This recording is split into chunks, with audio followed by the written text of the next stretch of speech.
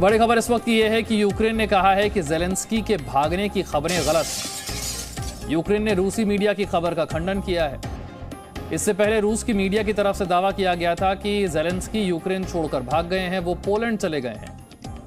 अब यूक्रेन इस पर जवाब दे रहा है और कह रहा है कि रूसी मीडिया की खबर गलत है।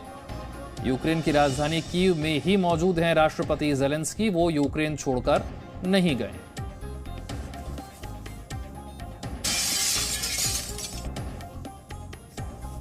ज़ेलेंस्की के पोलैंड जाने की खबरें गलत हैं, रूसी मीडिया का दावा गलत है। यूक्रेन कह रहा है कि कीव में मौजूद हैं ज़ेलेंस्की, वो यूक्रेन छोड़कर कहीं नहीं गए हैं। तो रूस की सेना कीव के नजदीक पहुंच गई है, लेकिन इस बीच रूसी संसद के स्पीकर का बयान सामने आया है कि यूक्रेन के राष्ट्रपति ज़ेलेंस्की पोलैंड भाग गए हैं। कुछ देर बाद यूक्रेन ने इस खबर का खंडन कर दिया, कहा कि ज़ेलेंस्की कहीं गए नहीं हैं, बल्कि कीव में ही किसी जगह पर सुरक्षित हैं। तो रूस कह रहा है कि ज़ेलेंस्की भाग गए हैं पोलैंड, यूक्रेन कह रहा है कि वो कीव में ही हैं।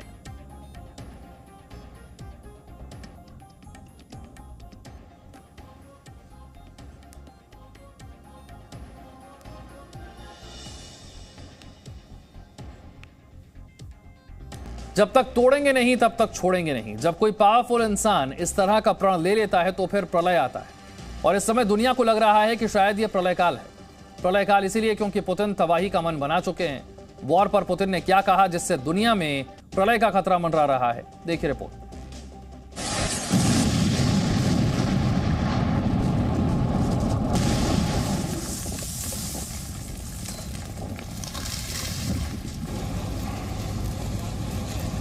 धुएं का ये गुबार देख रहे हैं आप। इस इमारत की आग शॉर्ट सर्किट से लगी आग नहीं है।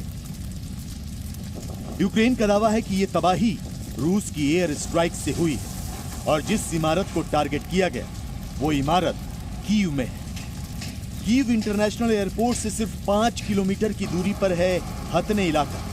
यह हमला वहीं हुआ है, यानी यूक्रेन की राजधानी में रूस का हवाई हमला पहले से ज्यादा विकराल होता जा रहा है।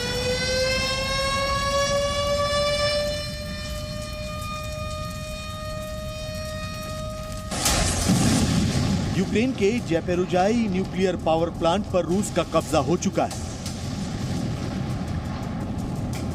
शहर के शहर तबाह हो चुके हैं। अब सवाल है कि पुतिन कहां जाकर रुकेंगे, क्योंकि दुनिया के ताकतवर देशों में ज्यादातर रूस के खिलाफ खड़े हैं। फिर भी पुतिन को रोकना क्यों नामुमकिन हो रहा है?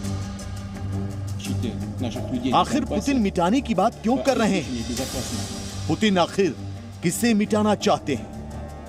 इन सारे सवालों का जवाब हम आपको देंगे, लेकिन उससे पहले ये वीडियो देखिए।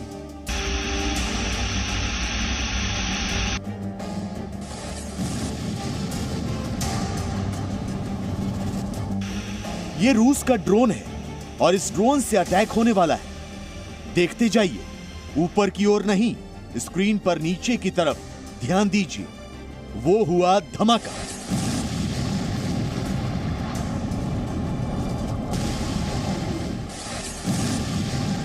रूस का ड्रोन अटैक यूक्रेन में किस पर हुआ जानते हैं आप? यूक्रेन की एदर बटालियन पोस्ट पर। एदर बटालियन यूक्रेन की आर्मी का अहम हिस्सा है। यह वीडियो रूस के रक्षा मंत्रालय ने जारी किया है। अब हम आते हैं उस सवाल पर कि आखिर पुतिन किसे मिटाना चाहते हैं। 3 मार्च को पुतिन और फ्रांस के राष्ट्रपति इमैनुअल मैक्रों के बीच 90 मिनट तक बातचीत हुई थी। उस बातचीत में मैक्रों पुतिन से बार बार कहते रहे कि जंग रोक दीजिए, यूक्रेन पर हमला अब बंद कीजिए। लेकिन जानते हैं पुतिन ने क्या जवाब दिया? पुतिन ने कहा यूक्रेन को सबक सिखाए बगैर नहीं रुकेंगे। और दूसरी बड़ी बात जो उन्होंने फ्रांस के राष्ट्रपति से कही वो ये कि यूक्रेन को हथियार मुक्त करने तक जंग जारी रहेगी। यानी पुतिन ने तय कर लिया है कि पश्चिमी देश यूक्रेन को रूस के खिलाफ लड़ने के लिए हथियार भेजेंगे और रशियन फौज उन हथियारों को तबाह करेगी। पुतिन का इरादा हथियार मुक्त यूक्रेन बनाने का भी है और ज़ेलेंस्की को सबक सिखाने का भी। सबक ऐसा कि यूक्रेन फिर से अमेरिका और नेटो देशों से दोस्ती का सपना देखना छोड़ दे। और इसीलिए इमैनुअल मैक्रों को भी पुतिन से बातचीत के बाद कहना पड़ा कि आने वाले दिनों में जंग और खतरनाक होगी। C'est donc bien seul et de manière délibérée que, reniant un à un les engagements pris devant la communauté des nations, le président Poutine a choisi la guerre. Putin पर प्रतिबंधों की जितनी मिसाइलें गिराई जा रही हैं, वो यूक्रेन के खिलाफ और ज्यादा हमलावर हो रहे हैं। यानी इस वक्त रशियन सेना का जो मिजाज है, उसे देखकर लगता है कि पुतिन अपने दुश्मन को मिटाकर ही दम लेंगे। ब्यूरो रिपोर्ट, जी मीडिया। रूस और यूक्रेन के बीच वॉर के 9वें दिन बहुत कुछ हुआ। यूक्रेन के परमाणु प्लांट पर अटैक हुआ, आग लगी। रूस और यूक्रेन दोनों देशों ने इस आग के लिए एक दूसरे को जिम्मेदार माना। सच क्या है और क्या यह आग परमाणु युद्ध का पहला ट्रेलर है? देखिए इस रिपोर्ट में।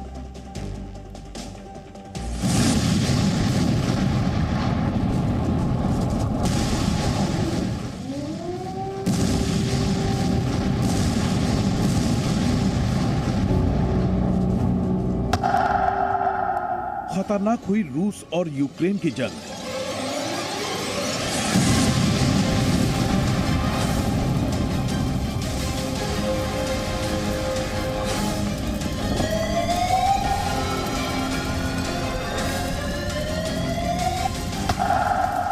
यूक्रेन के परमाणु प्लांट पर हुआ हमला।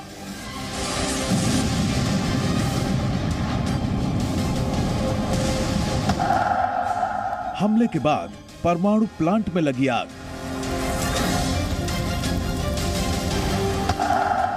पुतिन का पहला परमाणु धमाका।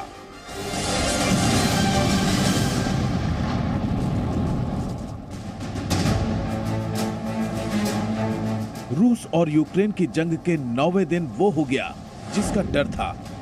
जंग के बीच बमबारी की जद में यूक्रेन का परमाणु पावर प्लांट आ गया, जिससे दुनिया की चिंता बढ़ गई।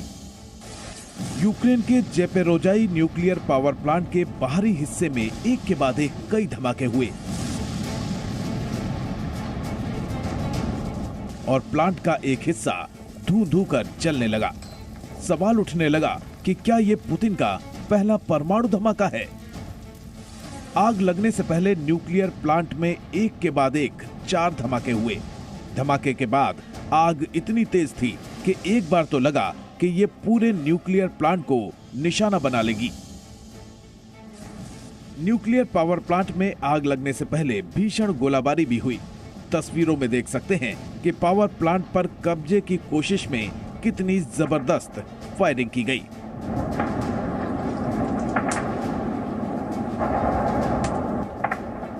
रशिया और यूक्रेन दोनों तरफ से की जा रही इस गोलीबारी की गूंज काफी दूर तक और देर तक सुनाई दी। गनीमत ये रही कि आग प्लांट के बाहरी ट्रेनिंग बिल्डिंग में लगी। अब तक ब्लास्ट से रेडिएशन की बात सामने नहीं आई है। यूक्रेन के अधिकारियों के मुताबिक क्षेत्र में रेडिएशन का स्तर खतरनाक नहीं है। परमाणु प्लांट में ब्लास्ट के बाद यूक्रेन के राष्ट्रपति ज़ेलेंस्की ने रूस पर परमाणु आतंक फैलाने का आरोप लगाया। ज़ेलेंस्की ने कहा कि परमाणु प्लांट में धमाका हुआ तो यूरोप का अंत तय है। उन्होंने कहा कि अब यूरोप को जागना चाहिए। Звертаюся до всіх українців, до всіх європейців, до всіх людей, хто знає слово Чорнобиль, хто знає, скільки горя і жертв приніс вибух на атомній станції. Це була глобальна катастрофа. З її наслідками боролися сотні тисяч людей, евакуювали десятки тисяч людей. Росія хоче це повторити і вже повторює, але у 6 разів більше. ज़ेलेंस्की के उलट रूस के रक्षा मंत्रालय ने दावा किया कि ये आग यूक्रेन के ही साजिश करने वाले एक ग्रुप ने लगाई थी। रूस के रक्षा मंत्रालय के अनुसार जब रूसी सेना इस प्लांट के बाहर से गुजर रही थी तो न्यूक्लियर पावर प्लांट की ट्रेनिंग बिल्डिंग से कुछ लोगों ने फायरिंग कर दी। इसके बाद रूसी सेना ने जवाबी फायरिंग की और दुश्मनों के ठिकाने को नष्ट कर दिया। The nationalists who captured the training center nearby of this nuclear station and opened fire against the Russian soldiers. And when Russian soldiers were were targeting them. They were trying to leave this area and have blown up one of the buildings. But of course, a nuclear station remains safe, and actually it is functioning properly. फिलहाल परमाणु power plant में लगी आग बुझा दी गई है। परमाणु plant में अगर ब्लास्ट होता तो खतरे की जद में कई देश आ जाते। एक्सपर्ट्स के मुताबिक रेडिएशन फैलता तो रूस और यूक्रेन समेत पूरा यूरोप तबाह हो जाता। दरअसल Zaporizhzhia nuclear power plant Europe का सबसे बड़ा न्यूक्लियर पावर प्लांट है। दुनिया के 10 सबसे बड़े प्लांट में से एक है। न्यूक्लियर प्लांट में 6 रिएक्टर्स लगे हैं। यूक्रेन के 4 सक्रिय परमाणु सुविधाओं में से एक है। यूक्रेन की 1/4 बिजली की आपूर्ति करता है। प्लांट की क्षमता 5700 मेगावाट बिजली उत्पादन की है। प्रेसिडेंट पुतिन लगातार उन पर अटैक कर रहे हैं, वो शायद एक प्रेशर टैक्टिक का हिस्सा है। यूरोप का सबसे बड़ा पावर प्लांट है उस पर्टिकुलर एरिया में, तो डेफिनेटली रेडिएशंस उसके सबसे ज़्यादा खतरनाक होंगे, जो ह्यूमन बींग्स के लिए बहुत बड़ा खतरा पैदा कर सकते हैं। हिरोशिमा और नागासाकी वाला इवेंट भी याद है, जिसको 1945 के बाद इतना लंबा समय गुजर गया। उस एरिया में अभी भी केसेस आते हैं, और मैं खुद वहाँ पे जाके देखा एक बार। इवन वहाँ जो पूरे उस एरिया से निकल के जो अभी भी बच्चे जाते हैं, वहाँ पे काफ़ी संख्या में वो उनका कुछ ना कुछ प्रॉब्लम होता है। परमाणु प्लांट में ब्लास्ट के बाद दुनिया भर में चिंता बढ़ गई। पूरे यूरोप पर खतरा मंडराने लगा। फिलहाल हालात कंट्रोल में हैं। प्लांट पर अब रशिया का कब्जा है। अब एक्सपर्ट सलाह दे रहे हैं कि युद्ध में न्यूक्लियर पावर प्लांट को निशाना नहीं बनाना चाहिए, वरना खतरा काफी बढ़ सकता है। कि अगर रेडिएशन डिटेक्ट हो रहा है तो मतलब कुछ लीकेज हुआ होगा, इसलिए तो वो कह रहे हैं कि कुछ डिटेक्ट हो रहा है। तो मुझे लगता है अभी से ही हम लोगों ने सतर्क हो जाना चाहिए, और इस तरह की घटना नहीं होने के लिए बहुत ज़रूरी है कि युद्ध अभी तुरंत पहले तो सीज फायर होना चाहिए। दरअसल पिछले 3 दिनों से परमाणु युद्ध की बात चल रही है। दुनिया डरी हुई है। आज सुबह सुबह पूरी दुनिया न्यूक्लियर प्लांट में लगी इस आग को देखकर कांपने लगी। रेडिएशन का डर सताने लगा। राहत की बात यह रही कि आग ज्यादा नहीं फैली। वक्त रहते न्यूक्लियर पावर प्लांट में लगी आग बुझा ली गई। Bureau report, ji media. Presenting B News app, available on Google Play and App Store. Download it now.